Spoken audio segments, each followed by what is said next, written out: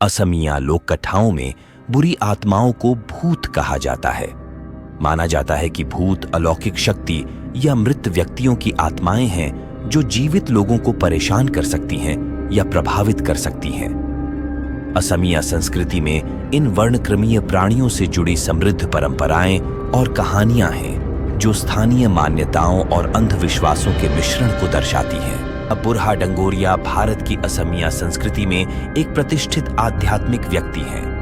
असमिया में बुरहा का अर्थ पुराना या महान होता है और डांगोरिया समुदाय को संदर्भित करता है जो परंपरागत रूप से नामघरों, सामुदायिक पूजा स्थलों के रक्षक के रूप में कार्य करता है। माना जाता है कि बुरहा डंगोरिया एक पवित्र आत्मा है जो नामघरों और उनके अंदर रखी पवित्र भगवत गीता की रक्षा करती है। उन्हें अक्सर सफेद कपड़े और सफेद पगड़ी पहने एक बूढ़े व्यक्ति के रूप में चित्रित किया जाता है।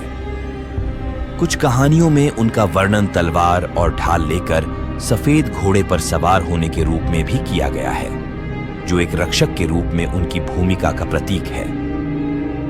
नामघर असम में सामुदायिक जीवन के केंद्र हैं, जहां लोग पूजा करने, भक्ति गीत गाने और सांस्कृतिक गतिविधियों में भाग लेने के लिए एक साथ आते हैं।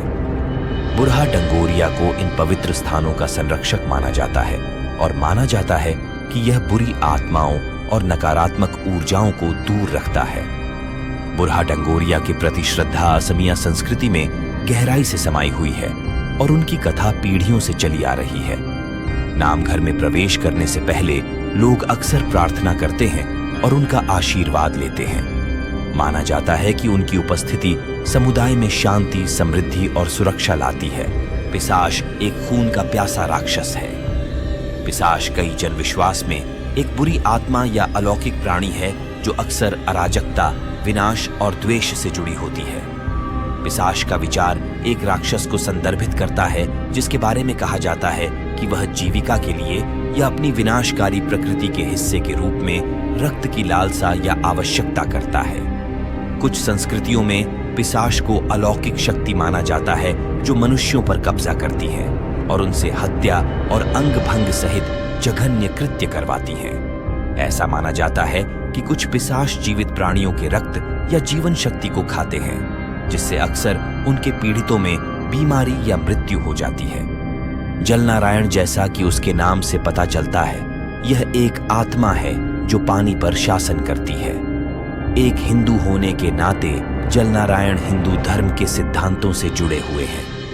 कुछ अन्य आत्माओं के विपरीत जलनारायण हत्या के कार्य में शामिल नहीं होता है।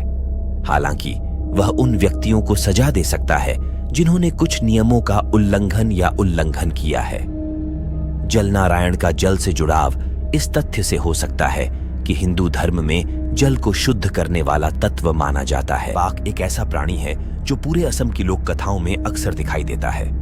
यह आमतौर पर नदी या तालाब के पास पाया जाता है और इसे हानिकारक माना जाता है, जो अक्सर मछुआरों और अन्य स्थानीय लोगों के लिए परेशानी का कारण बनता है।